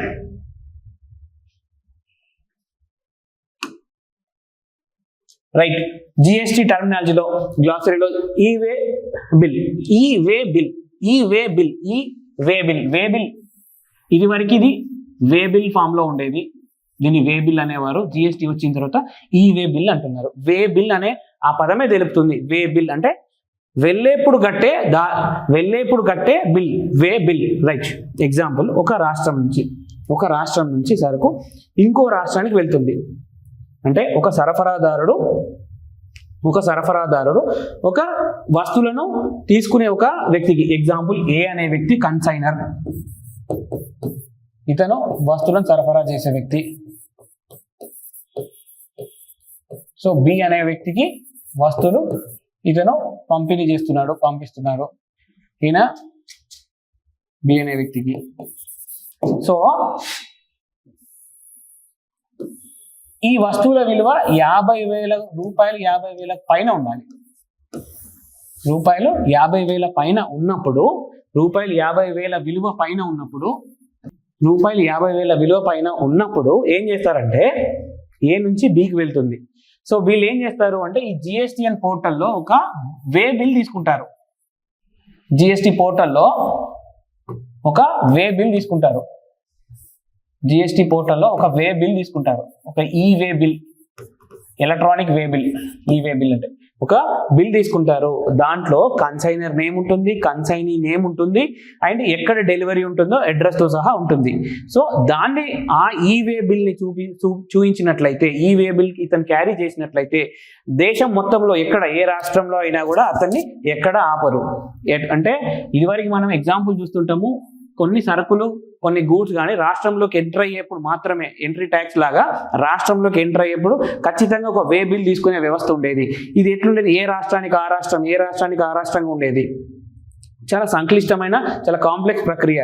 అదే ఇప్పుడు ఈ జిఎస్టీ ద్వారా ఒక ఈ వే బిల్ అనేది ఒకటి వచ్చింది. సో దీనికి మినిమం 50,000 పైన ఉండాలి. సో వీళ్ళు జిఎస్టీ సైట్లో, జిఎస్టీ పోర్టల్లోకి వెళ్ళి దీన్ని ఈ 50,000 పైన ఉన్న వస్తువుల పైన ఒక ఈవే బిల్లు జనరేట్ చేయడం ద్వారా వాళ్ళకు ఒక బిల్ ఇస్తారు. ఆ బిల్లు క్యారీ చేసుకొని కన్సైనర్ దగ్గర నుంచి కన్సైనీ వరకు ఈజీగా ట్రాన్స్పోర్టేషన్ ప్రాసెస్ ఉంటుంది. అంటే రాష్ట్రాల దగ్గర అంటే కార్గో చాలా ఫాస్ట్గా జరుగుతుంది. అంటే గూడ్స్ మొత్తం ఒకే కొన్నిసార్లు ఎట్లుంటుందంటే రాష్ట్రాల ఎంట్రన్స్ వద్ద లారీలు మొత్తం ఇట్లా ట్రక్స్ అన్ని ఒక లైన్ గా ఫామ్ అయ్యి ఒక పెద్ద ట్రాఫిక్ జామ్ ఏర్పడుతుంది. ఇంకొకటి ఏంటంటే చాలా డిలే ఉంటుంది. ఓ రాష్ట్రం నుంచి ఇంకో రాష్ట్రంలోకి ఎంటర్ కాగానే ఒకటి తీసుకోవడం ఇదంతా ఒక పెద్ద కాంప్లెక్స్ ప్రాసెస్. అదే ఈవే బిల్ ద్వారా ఒకేసారి జిఎస్టీ పోర్టల్లో నమోదు చేసుకోవడం ద్వారా ఒక బిల్ తీసుకోవచ్చు. సో దాంతో ఇంకెక్కడ ఉండకుండా డైరెక్ట్ గా ఆ బిల్ చూపించుకుంటూ ఆ ట్రక్ కన్సైనీ వరకు వెళ్ళొచ్చు. Right, next reverse charge mechanism.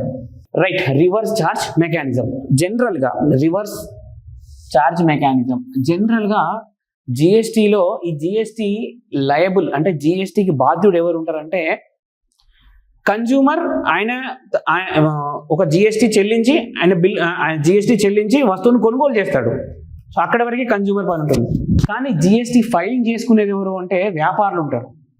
So ముఖ్యంగా డీలర్స్, సప్లయర్స్ వాళ్ళు జిఎస్టీ ఫైలింగ్ చేసుకుంటారు. వాళ్ళకి ఈ ఇన్పుట్ ట్యాక్స్ క్రెడిట్ కానీ అంటే మొత్తం జిఎస్టీకి లయబుల్ ఎవరు ఉంటారంటే సప్లయర్స్ కానీ డీలర్స్ కానీ ఉంటారు.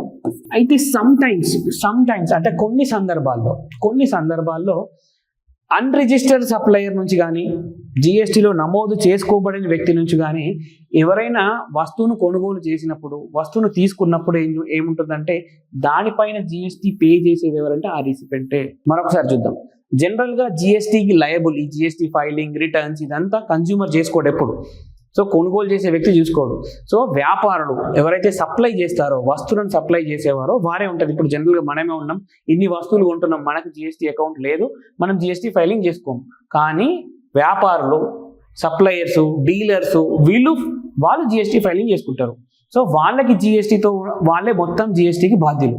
అయితే కొన్ని సందర్భాల్లో ఏం జరుగుతుందంటే ఈ సప్లయర్ కనుక జిఎస్టీ పోర్టల్లో నమోదు చేసుకోలేదు, అన్రిజిస్టర్డ్ పోర్టల్లో నమోదు చేసుకోలేదు ఈ సప్లయర్. సో ఈ గూడ్స్ని ఎవరైతే డెలివరీ చేసుకుంటారో, ఎవరైతే రిసీవ్ చేసుకుంటారో వారే జిఎస్టీని పే చేయాల్సి వస్తుంది, వారే బాధ్యులు. దీన్నే రివర్స్ చార్జ్ మెకానిజం అంటారు, reverse charge GST. Okay, right. GST వలన ప్రయోజనాలు. జిఎస్టీ యొక్క main theme one nation one tax. దేశమంతా ఒకే రకమైన పన్ను రేట్లు ఉంటాయి. రైట్, ఇప్పుడు కేరళలో ఒక రకంగా ఒక వస్తువు పైన, ఒక గూడ్ పైన ఒక రకంగా, తమిళనాడులో ఒక రకంగా, యూపీలో ఒక రకంగా, ఈ విధంగా ఉండదు. So one nation one tax, దేశం మొత్తం మీద ఒకే రకమైన పన్ను వ్యవస్థ అందుబాటులో ఉంటుంది. పన్నులో స్లాబ్స్ ఉంటాయి కానీ పన్ను వ్యవస్థ ఒకే రకంగా ఉంటుంది. Next elimination of cascading effect. ఇదివరకే చర్చించాం, క్యాస్కేడింగ్ ప్రభావాన్ని ఏ విధంగా నిర్మూలిస్తుందో పన్ను మీద పన్ను వేయకుండా నిర్మూలిస్తుంది. ఇంకోటి దీని ద్వారా ఏం జరుగుతుంది, ఈజ్ ఆఫ్ డూయింగ్. ఇప్పుడే అనుకున్నాం, ఈవే బిల్లు ద్వారా రాష్ట్రమంతా, దేశమంతా చాలా సులువుగా ఎటువంటి ఆటంకాలు లేకుండా ప్రయాణించవచ్చు, సరుకు రవాణా బట్వాడా చేయవచ్చు. Next free transparent and corruption free system. GST filing grievance redressal mechanism ఇదంతా ఎట్లా జరుగుతుంది, ఆన్లైన్ పోర్టల్ ద్వారానే జరుగుతుంది. ఆన్లైన్ ద్వారా జరుగుతుంది అంటే పారదర్శకమైన వ్యవస్థనే అనుకోవచ్చు. Next increased tax revenue. మెయిన్గా ఇంక్రీజ్డ్ ట్యాక్స్ రెవెన్యూ ఎందుకు అంటే ఈ ఇన్పుట్ ట్యాక్స్ క్రెడిట్ మెకానిజం ద్వారా అండ్ ఇంకొకటి ఈవే బిల్స్ ద్వారా ఏం జరుగుతుందంటే చాలా మంది జిఎస్టీ పోర్టల్లో నమోదు చేసుకోవడం జరుగుతుంది. ఈ జిఎస్టీ పోర్టల్లో నమోదు చేసుకోవడం ద్వారా పన్ను ఎగవేత అనేది తగ్గుతుంది. ఇంకొకటి ఏంటంటే చాలా మంది జిఎస్టీ పోర్టల్లోకి ఇదివరకైతే జిఎస్టీలో రిజిస్టర్ చేసుకోవడం, వారి యొక్క వ్యాపార టర్న్ ఓవర్లు ప్రభుత్వానికి తెలియడం. ఇంకొకటి ఏంటి అంటే పన్ను ఎగవేసే అవకాశం ఉండదు. ఇది జిఎస్టీ ద్వారా పన్ను యొక్క జిఎస్టీ ట్యాక్స్ బేస్ పెరుగుతుంది. పన్ను ఆధారం అంటారు, ట్యాక్స్ బేస్. ఎక్కువ మంది పన్ను పరిధిలోకి వస్తారు, ట్యాక్స్ బేస్ పెరుగుతుంది. ఇంకొకటి ఏంటి అంటే ఈ మేక్ ఇన్ ఇండియాకి అంటే దేశం మొత్తంలో లాజిస్టిక్స్ అంటే ఇదివరకు చర్చించాం, ఈవీ బిల్ ద్వారా ఏ విధంగా ట్రాన్స్పోర్టేషన్ తక్కువ ధర అవుతుందో, చాలా వేగంగా జరుగుతుందో. దీని ద్వారా ఏమవుతుందంటే దేశంలో తయారీ రంగం మేక్ ఇన్ ఇండియాకి చాలా లాభం జరుగుతూ ఉంది. ఇంకొకటి ఏంటి కన్జ్యూమర్స్ కి కూడా చాలా లాభం జరుగుతుంది. ఏ విధంగా ఫస్ట్ ఎగ్జాంపుల్లో చర్చించినట్టు 350 రూపాయలకు, ఈ ఎగ్జాంపుల్లో 354 జిఎస్టీకి పూర్వం, కానీ జిఎస్టీ తర్వాత 336 18 రూపాయలు తగ్గుదల జరిగింది. ఈ విధంగా కన్జ్యూమర్ కి బెనిఫిట్ కానీ ఈ విధంగా జిఎస్టీ వల్ల ప్రయోజనాలు. అయితే జిఎస్టీ పైన కొన్ని అంటే ఏ వ్యవస్థ కూడా 100% న్యాయం చేకూర్చలేదు, ఏ వ్యవస్థ కూడా 100% పర్ఫెక్ట్గా ఉండలేదు. సో ఈ జిఎస్టీ పైన కూడా కొన్ని ఇంప్లికేషన్స్, జిఎస్టీలో నష్టాలు అనకూడదు, కొన్ని ఇంప్లికేషన్స్ కొన్ని లక్కున్నాయి, కొన్ని లోపాలు ఉన్నట్టుగా కొందరు విమర్శకులు, ముఖ్యంగా అన్ని స్లాబ్స్ ఉండడం 0%, 5%, 12%, 18%, 28%, కొన్ని జిఎస్టీ పరిధిలోకి రాకపోవడం ఒక పెద్ద సంక్లిష్టమైన వ్యవస్థగా మారిందని, ఉదాహరణకు చూసినట్టయితే జిఎస్టీని చాలా చక్కగా చాలా అర్థవంతంగా అమలు చేస్తున్న దేశాలు న్యూజిలాండ్ వంటి దేశాల్లో చూసినట్టయితే జిఎస్టీ ఆల్మోస్ట్ 1 లేదా 2 స్లాబుల్లోనే ఉండడం, మన దేశంలో జిఎస్టీ సంక్లిష్టంగా మారడం ఒక లోపం అయితే. ఒక విమర్శ అయితే. ఇంకొకటి ఏంటంటే పెట్రోలియం రేట్లు, పోర్టబుల్ పెట్రోలియం మనం ఆల్రెడీ చర్చించడం జరిగింది. జిఎస్టీలోకి రాని వాటిలో పోర్టబుల్ పెట్రోలియం కానీ, పోర్టబుల్ ఆల్కహాల్ కానీ ఇటువంటి రాకపోవడం. సో వీటిపైన ఇంకా పెట్రోల్ పైన ధరలు ఎక్కువ ఉండడం. సో ఇంకొకటి ఏంటంటే జిఎస్టీ కౌన్సిల్ ఎప్పుడో డిసెంబర్లో సమావేశం జరిగింది. ఇప్పటి వరకు కేంద్రం కౌన్సిల్ సమావేశాన్ని నిర్వహించాలనుకున్న రాష్ట్రాలు తమ యొక్క, అంటే రీసెంట్ కరెంట్ అఫైర్ ఇది, రాష్ట్రాలు తమ యొక్క వివిధ కార్యకలాపాల్లో బిజీగా ఉండడం వల్ల కూడా జిఎస్టీ సుమారు 2024 డిసెంబర్లో జిఎస్టీ కౌన్సిల్ సమావేశం జరిగింది, 55వ రౌండ్. ఇప్పటి వరకు అది 2025లో ఇప్పటి వరకు కూడా జిఎస్టీ కౌన్సిల్ సమావేశం కాకపోవడం, ఇటువంటి కొన్ని లోపాలు ఉన్నప్పటికీ దేశంలో జిఎస్టీ వలన చాలా ప్రయోజనాలు. ఒక్కొక్క మంత్ జిఎస్టీ కలెక్షన్స్ సుమారు దగ్గరగా 2 లక్షల కోట్ల వరకు కూడా చేరడం జరిగింది. సో సమగ్రంగా ఇది జిఎస్టీ గురించి. ఇటువంటి మరిన్ని ఎకనామీ మరియు కరెంట్ అఫైర్స్ మరియు మెంటార్షిప్ ప్రోగ్రాంలకు మీరు భారతీయ స్టడీ సర్కిల్ వారిని సంప్రదించాల్సిందిగా కోరుతా ఉన్నాను. భారతీయ స్టడీ సర్కిల్ యూట్యూబ్ ఛానల్ని సబ్స్క్రైబ్ చేసుకోవాల్సిందిగా విజ్ఞప్తి చేస్తున్నాను.